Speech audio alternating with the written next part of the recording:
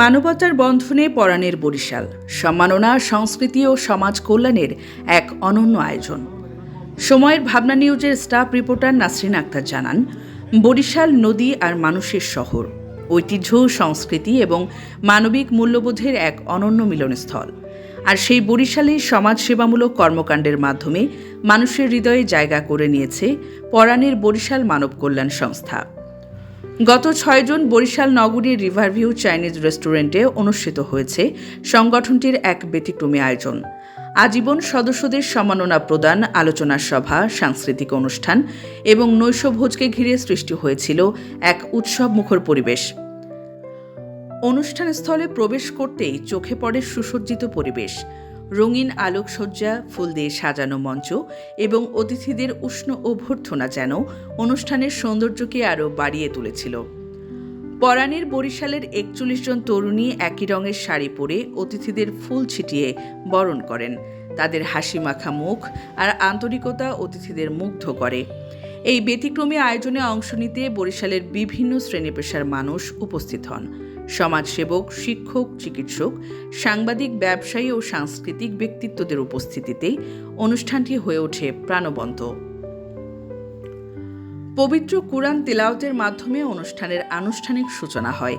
এরপর পরিবেশিত হয় জাতীয় সঙ্গীত। জাতীয় সঙ্গীতের মাধ্যমে দেশপ্রেম ও মানব সেবার চেতনা নতুন করে জাগ্রত হয় উপস্থিত সকলের মাঝে। অনুষ্ঠানের সভাপতিত্ব করেন পরাণের বরিশাল মানব কল্যাণ সংস্থার সভাপতি SM নওরোজ হীরা। প্রধান অতিথি হিসেবে উপস্থিত ছিলেন বিশিষ্ট ব্যবসায়ী, সমাজসেবক ও রাজনীতিবিদ আলহাজ মিজানুর রহমান ওহিদ। বিশেষ অতিথি হিসেবে উপস্থিত ছিলেন BIWT এর নির্বাহী প্রকৌশলী জাহিদুল ইসলাম, দৈনিক আলোকিত বরিশালের সম্পাদক ও প্রকাশক আলাল মিয়া, বিশিষ্ট ব্যবসায়ী আব্দুস শুকুর, মিসেস আসমা হীরা, প্রভাষক ললিতা সরকার, কাজল বেগম। এছাড়া উপস্থিত ছিলেন সংগঠনের সাধারণ সম্পাদক মোহাম্মদ সুমন এবং সাংগঠনিক সম্পাদক হারুনুর রশিদ সহ বিভিন্ন পর্যায়ের নেতৃবৃন্দ। পরাণের বরিশাল মানব কল্যাণ সংস্থা শুধু একটি সামাজিক সংগঠন নয়, এটি মানবতার সেবায় নিবেদিত একটি পরিবার। সংগঠনটি দীর্ঘদিন ধরে অসহায় ও সুবিধাবঞ্চিত মানুষের পাশে দাঁড়িয়ে আসছে। শীতবস্ত্র বিতরণ, শিক্ষা সহায়তা, চিকিৎসা সহায়তা, দরিদ্র পরিবারের পাশে দাঁড়ানো, রক্তদান কর্মসূচি এবং বিভিন্ন সামাজিক সচেতনতামূলক কার্যক্রমের মাধ্যমে সংগঠনটি ইতোমধ্যে মানুষের আস্থা অর্জন করেছে। সমাজের প্রতিটি শ্রেণীর মানুষকে একত্রিত করে মানব কল্যাণমূলক কাজে সম্পৃক্ত করাই তাদের মূল লক্ষ্য। আলোচনা সভায় বক্তারা বলেন, বর্তমান সময়ে সামাজিক অবক্ষয়, মাদকাসক্তি, বেকারত্ব এবং পারিবারিক বন্ধনে দুর্বলতার কারণে সমাজ নানা চ্যালেঞ্জের মুখোমুখি। এসব সমস্যা মোকাবেলায় সামাজিক সংগঠনগুলোর ভূমিকা অত্যন্ত গুরুত্বপূর্ণ। প্রধান অতিথি আলহাজ মিজানুর রহমান ওহিদ বলেন, মানুষের জন্য কাজ করাই সবচেয়ে বড় ইবাদত। সমাজের উন্নয়নে সরকারি উদ্যোগের পাশাপাশি বেসরকারি সামাজিক সংগঠনগুলোকেও এগিয়ে আসতে হবে। বক্তারা আরও বলেন, একটি সুন্দর সমাজ গঠনে তরুণদের সম্পৃক্ততা বাড়াতে হবে, মানবিক মূল্যবোধ ও সামাজিক দায়িত্ববোধকে প্রাধান্য দিতে হবে। পরাণের বরিশাল মানব কল্যাণ সংস্থা সেই লক্ষ্য নিয়ে কাজ করে যাচ্ছে। অনুষ্ঠানের অন্যতম আকর্ষণ ছিল নতুন আজীবন সদস্যদের সম্মাননা প্রদান।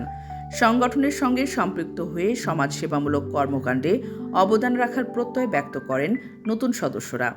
সম্মাননার স্মারক ও সনদ গ্রহণ করেন ডাক্তার আবুল কালাম, মোহাম্মদ রাসেল মৃধা, নিজাম মজলিস, সরওয়ার খান, লাকি খাতুন, পলাশপুরের আবুল কালাম।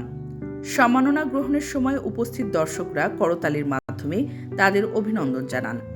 এই সময় সংগঠনের পক্ষ থেকে জানানো হয়, ভবিষ্যতেও মানব কল্যাণে অবদান রাখা ব্যক্তিদের উৎসাহিত করতে এমন উদ্যোগ অব্যাহত থাকবে। অনুষ্ঠানের সবচেয়ে প্রাণবন্ত অংশ ছিল সাংস্কৃতিক পরিবেশনা। সঙ্গীত, নৃত্য এবং বিভিন্ন সাংস্কৃতিক পরিবেশনার মাধ্যমে দর্শকদের মুগ্ধ করেন শিল্পীরা।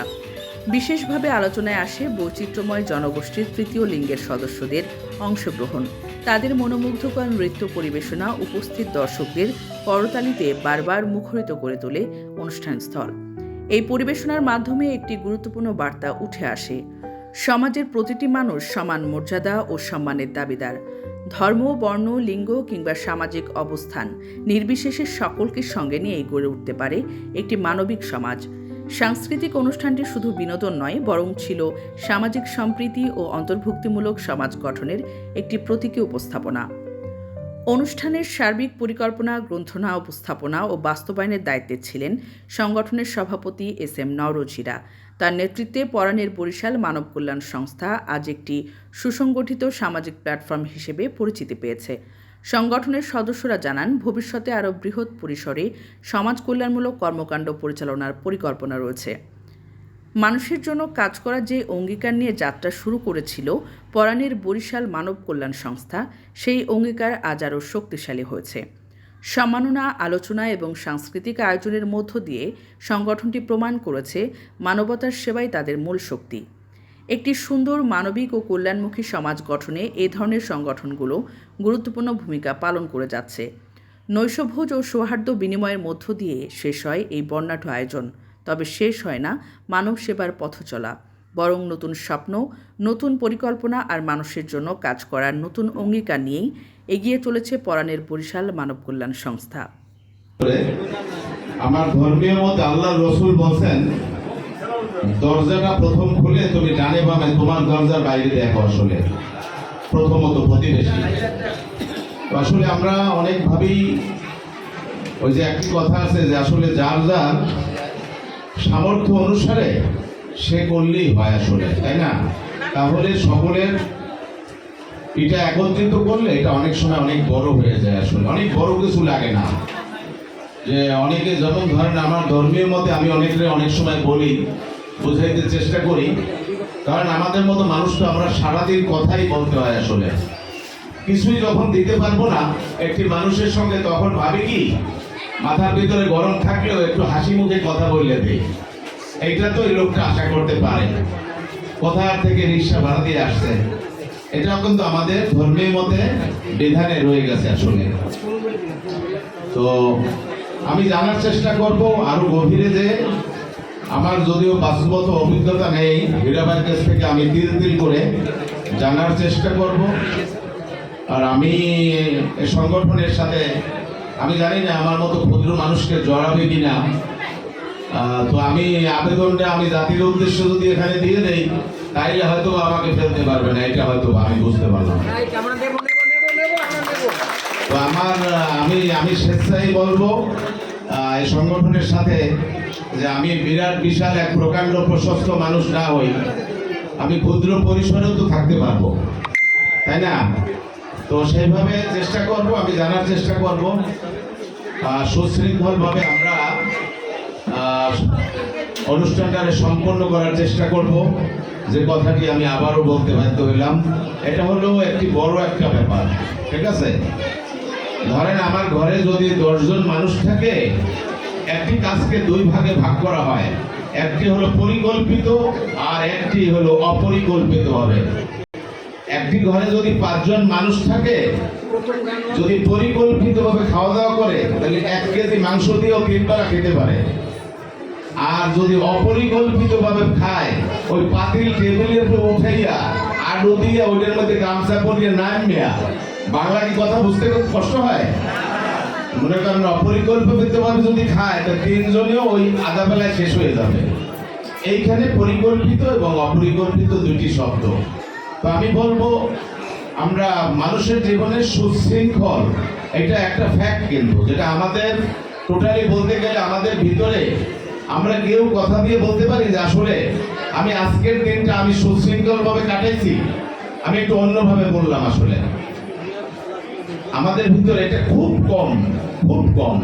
আমরা মনে করি যে একটি অটো গাড়িতে উঠছে, আমি আমার পরিচয় তো হীরাবাই অনেক কিছু দিল, আমি কিন্তু খুব সাধারণভাবে চলাফেরা করার চেষ্টা করি। তো আসলে মানুষ সাধারণভাবে চলার একটা ভিন্ন মজা আছে, এই মজাটা কিন্তু সবাই পায় না।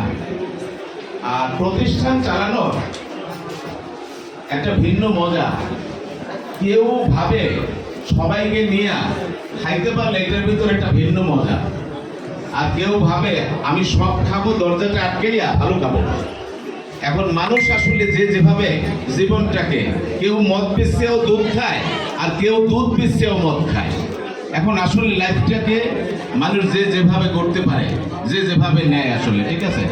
তো আমি সকলের কাছে দোয়া চাচ্ছি, আমি যাতে আপনাদের কাছে মাঝে মাঝে আসতে পারি। এভাবে আমাকে অনেক সম্মান দেওয়া হয়েছে, আমি এত বড় সম্মানের আসলে মানুষও না বলতে গেলে। তো শুকুর আলহামদুলিল্লাহ, আমি আপনাদের সঙ্গে সব সময় সকল অনুষ্ঠানে যাতে থাকতে পারি, আমার স্বাস্থ্য যাতে ভালো থাকে, আমার যাতে নেক হায়াত আল্লাহ পাক দান করে, আমি আপনার সকলের জন্য নেক হায়াত দান করুক, দোয়া করি। আর আমাদের জন্য সকলের জন্য দোয়া করি।